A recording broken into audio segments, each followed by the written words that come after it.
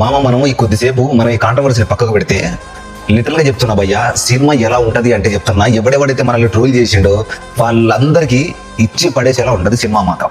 చెప్తున్నా కదా, వేరే లెవెల్లో ఉంటది. ఈ ఒక్క సినిమాతోటి బుచ్చిబాబు గారు ఖచ్చితంగా ఆస్కార్ అవార్డు కొడతాడు. అలాగే మన చరణ్ గిట్ట మళ్ళీ 2వ ఆస్కార్ అవార్డు గిట్ట కొడతాడు. చెప్తున్నా కదా, రాసి పెట్టుకోండి. మామూలు సినిమా కాదు ఇది, అంతా ఇంత సినిమా కాదు ఇది.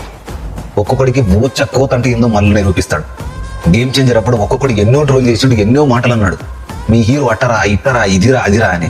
వాళ్ళందరికీ చెప్తున్నా, వాళ్ళందరికీ ఈ సినిమాతోటి ఒక్కొక్కడికి జాతకాలు మొత్తం మారుస్తాడు, వాళ్ళ జాతిని మొత్తం మింగుతాడు. చెప్తున్నా కదా, నేను చూసిరు మీరు ఆల్రెడీ 3 పాటలు 2 పాటలు చూసి మీరు 2 పాటలల్లా 2 పాటలు భారీ హిట్స్ అంటే భారీ హిట్స్. మన బుచ్చిబాబు ఫస్టే చెప్పిండు, ఫస్ట్ సాంగ్ నుంచి మాత్రం సినిమా వేరే లెవెల్లో ఉంటది, మీకు నచ్చినట్టుగా మేము అనుకున్నట్టుగా పర్ఫెక్ట్ గా దింపుతాం సినిమా అని చెప్పేసి బుచ్చిబాబు ఓపెన్ ఛాలెంజ్ చేశాడు. సినిమా మాత్రం వేరే లెవెల్లో ఉంటది. ఆ సినిమా కోసం చరణ్ పడిన కష్టం అంతా ఇంత కాదు. నిజం చెప్తున్నా భయ్యా, ఈ సినిమాని ఎట్టి పరిస్థితుల్లో మనం అందరం ఫ్యాన్స్ అందరం సినిమాని భారీ హిట్ చేసి మన చరణ్ ఒక మంచి ట్రీట్ ఇచ్చాం అనుకో, నెక్స్ట్ సుకుమార్ గారి సినిమా గిట్ట గట్టి లెవెల్లో మనన్న గట్టిగా ప్లాన్ చేశాం. కాబట్టి ఎవడు ఏమన్నా సరే మీరు ఇప్పటి వరకు సైలెంట్ గా ఉండండి, దయచేసి ఇప్పుడు సైలెంట్ గా ఉండండి.